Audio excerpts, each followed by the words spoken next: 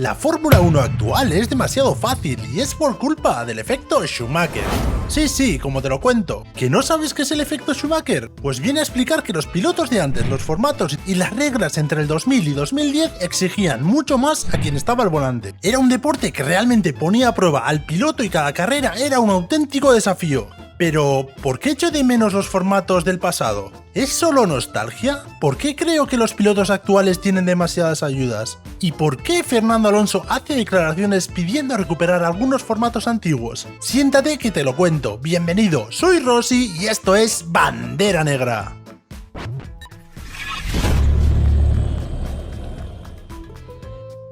Acabamos de aterrizar de la esperpéntica carrera de Monza, que ha dejado más claro que nunca lo aburrido que puede llegar a ser la Fórmula 1 actual. Y para colmo ha servido para apuntalar el discurso de Stefano Domenicali, que defiende que la Fórmula 1 de las nuevas generaciones va encaminada al formato sprint y a carreras de menor duración, cosa con la que no podría estar más en desacuerdo. Y ahí es donde entra el efecto Schumacher y te explico por qué tú también crees en él aunque aún no lo sepas.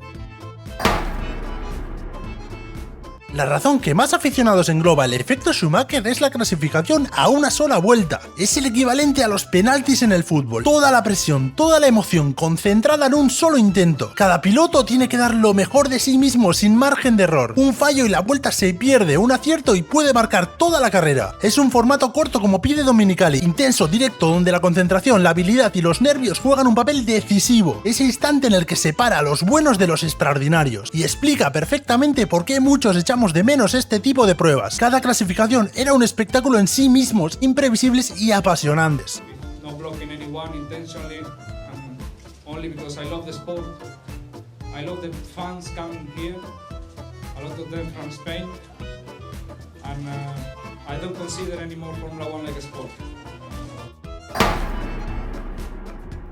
La segunda razón que alimenta el llamado efecto Schumacher son los neumáticos. En aquella época la Fórmula 1 vivía una verdadera guerra de neumáticos. No había un solo proveedor de neumáticos, sino dos gigantes, Michelin y Bridgestone. Competían no solo en la pista, sino también en el mercado global. Cada marca trabajaba con los equipos, en algunos casos incluso desarrollando compuestos casi a medida. Y lo hacían carrera a carrera, adaptando las gomas al circuito y a sus condiciones. Eso abría un abanico enorme de posibilidades estratégicas. Y si a esa variable le añadimos los repostajes en carrera, la cosa se multiplica. Un coche podría salir con poco combustible, volar al inicio pero tener que parar antes y perder más tiempo en boxes, mientras otro con más gasolina era más lento al principio pero podría ir más largo y ganar por estrategia. Eso sí, los repostajes también tenían su parte peligrosa, mangueras que no se soltaban, coches que arrancaban con la manguera puesta o incluso incendios en boxes. Obviamente no todo lo del pasado fue mejor, pero también es cierto que con la tecnología actual, tanto en bombas de gasolina como en sistemas de seguridad, ese riesgo sería muchísimo menor. Hoy en día un regreso de los repostajes probablemente tendría un porcentaje de accidentes bajísimo. En definitiva, cada domingo no solo corrían 20 pilotos, también corrían dos marcas de neumáticos y decenas de estrategias posibles, y eso hacía que la Fórmula 1 fuera mucho menos predecible que hoy. Pero ¿te imaginas un deporte en el que no pudieras entrenar? Pues que sepas que lo conoces muy bien, se llama Fórmula 1. Sí, tu deporte favorito hoy en día tiene entrenamientos muy limitados, pero eso no siempre fue así. Ahí es donde entra otra vez el efecto Schumacher, esa nostalgia por los formatos antiguos donde todo parecía más abierto, más estratégico, más humano, y los test ilimitados son uno de los grandes ejemplos. Los equipos podrían rodar en pistas casi sin restricciones, probar piezas nuevas, hacer tandas de fiabilidad, comparar reglajes y afinar al milímetro cada detalle del coche, y los pilotos ganaban experiencia invaluable. Cada día de test era más productivo que un entrenamiento militar del Showcase, una verdadera universidad práctica de la Fórmula 1. Hoy esa parte ha desaparecido, los pilotos llegan a los grandes premios con apenas unas vueltas en los libres y todos los demás lo entrenan en simuladores. Que ojo, no estoy para nada en contra de los simuladores, pero sencillamente no es lo mismo. Pero obviamente la diferencia es brutal. Antes el aprendizaje se hacía donde realmente cuenta, en el asfalto.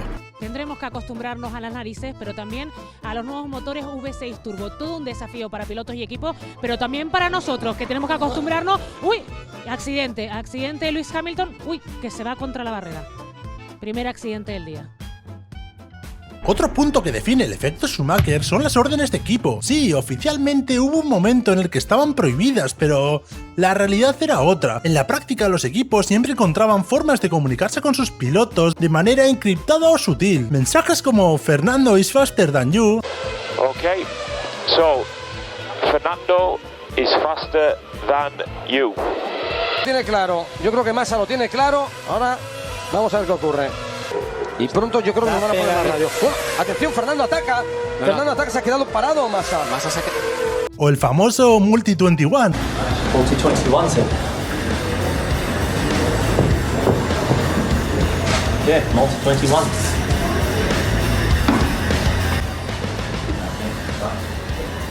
Entre muchos otros, eran claros ejemplos de cómo se podrían influir en las carreras sin romper la norma al pie de la letra. De hecho, esto formaba parte de la emoción, cada piloto tenía que tomar decisiones por sí mismo, con la información que recibían desde el muro, sin instrucciones directas y evidentes. Hoy en día, muchas cosas siguen controladas, no se puede dar información sobre la temperatura de los neumáticos en la vuelta de calentamiento, por ejemplo, pero seguro que los ingenieros de manera encriptada se transmiten datos estratégicos para que el piloto sepa en qué punto exacto están sus gomas.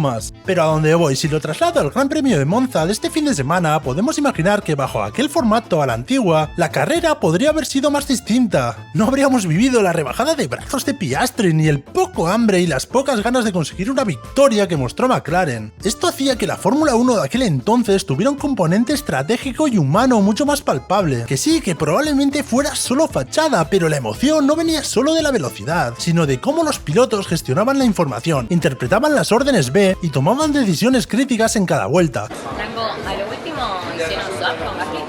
Sí. ¿Con qué objetivo? ¿Qué? ¿Con qué objetivo? No sé, no sé.